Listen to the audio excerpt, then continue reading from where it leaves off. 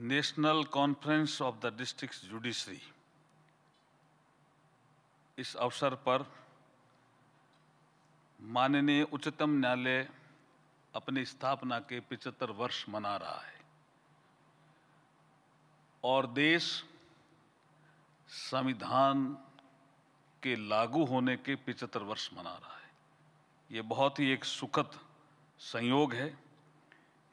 इसी अवसर पर आयोजित national conference of the judiciary के भव्य समारोह में उपस्थित विकसित भारत के संकल्प को सिद्धि में परिणत करने हेतु प्रतिबद्ध विश्व के लोकप्रिय नेता, युग नायक, भारत के यशस्वी और तपस्वी प्रधानमंत्री नरेंद्र मोदी जी, न्यायिक व्यवस्थाओं में इनोवेशन के लिए पहचान बनाने वाले डॉक्टर जस्टिस D.Y. चंद्रचूड़ साहब, honourable chief justice of India, हमारे जस्टिस संजीव खन्ना जी, ऑनरेबल जज of supreme court of India, R. Venkataramani ji, learned attorney general of India, Shri Manan Kumar Mishra जी,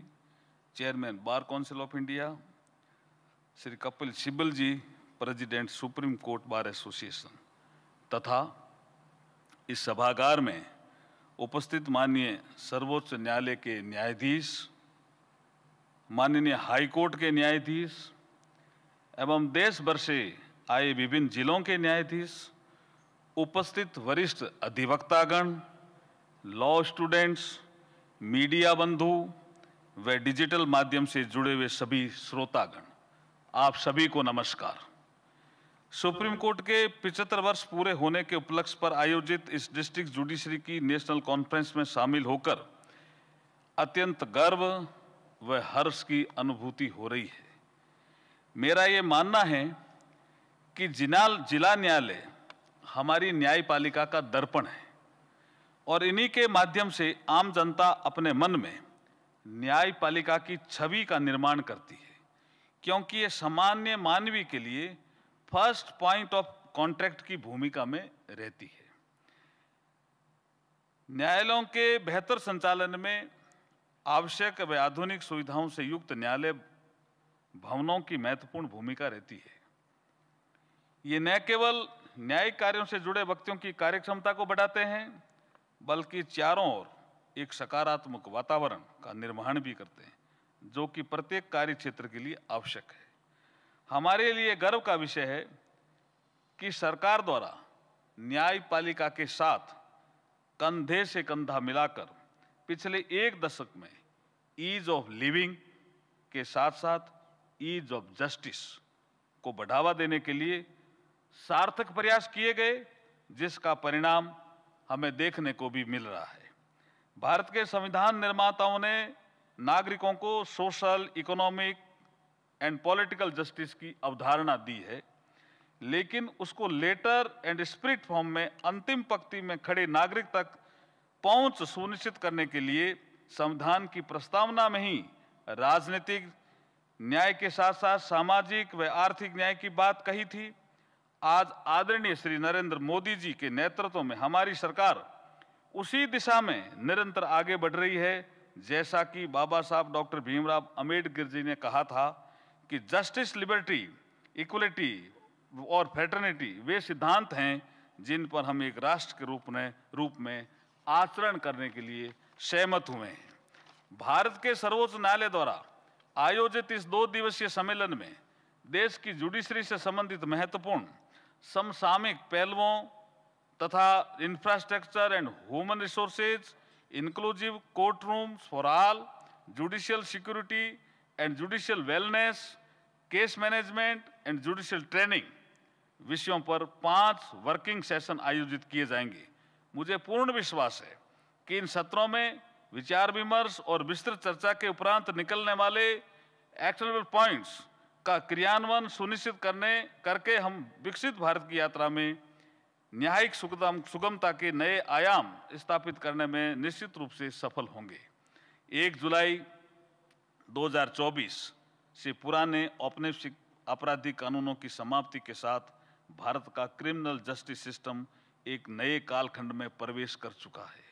भारतीय न्याय संहिता, भारतीय नागरिक सुरक्षा संहिता और भारतीय साक्ष्य अधिनियम जैसे नए कानून लागू होने से देश की कानूनी व्यवस्था, पुलिस व्यवस्था व जांच प्रणाली का नया इकोसिस्टम बन रहा है। इस सकारात्मक परिवर्तन को सहज व सुविधाजनक रूप से क्रियान्वयन करने में डिस्ट्रिक्ट जुडिशरी की बहुत महत्वपूर्ण भूमिका रहने वाली है।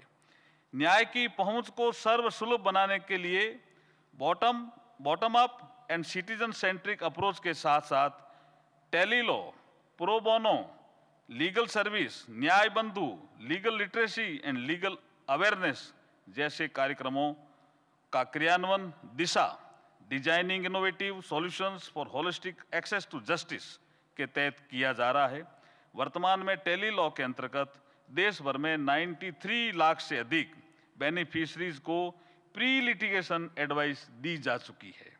माननीय प्रधानमंत्री श्री नरेंद्र मोदी जी की प्रेरणा से ई कोर्ट फेज 3 के अंतर्गत 7,210 करोड़ की राशि स्वीकृत की गई है, जिसमें आर्टिफिशियल इंटेलिजेंस, क्लाउड टेक्नोलॉजी जैसे तकनीकी नवाचारों के उपयोग से जस्टिस डिलीवरी सिस्टम को सुगम व सुलभ बनाया जा रहा है। वर्ष 2014-15 से central sponsor scheme for judicial infrastructure के तहत court hall, residential unit, lawyer hall, digital computer room, toilet complex व अन्य जुडिशियल इंफ्रास्ट्रक्चर के निर्माण हेतु 7,872 करोड़ रुपए की राशि जारी की जा चुकी है। ये सरकार की एक्सेस ऑफ जस्टिस की प्रतिबद्धता को दर्शाता भी है। हमारे प्रधानमंत्री जी ने 2047 तक भारत को विकसित राष्ट्र बनाने का संकल्प लिया है और इस कालखंड को अमृत काल का नाम दिया है। इस संकल्प को सिद्धि में बदलने के लिए न्यायपालिका की भी महत्वपूर्ण भूमिका रहने वाली है। मैं आज की इस नेशनल कॉन्फ्रेंस जब भी होती है तो उसका एक ही लक्ष्य होता है कि हम चिंतन, मनन और मंथन करें। अब तक चलें, कैसे चलें, इसका विश्लेषण करें और जो कमियां रह गई है उनको दूर करने का प्रयास करें। तो ये अमृतकाल का नाम इस कालखंड को प्रधानमंत्री मोदी जी ने दिया है। मैं आज की इस नेशनल कॉन्फ्रेंस की सफलता के लिए अपनी अत्यंत मंगल कामनाएं प्रेषित करता हुआ और ये विश्वास करता हुआ कि चिंतन, मनन, मंथन के माध्यम से जरूर अमृत निकलेगा। बहुत बहुत धन्यवाद।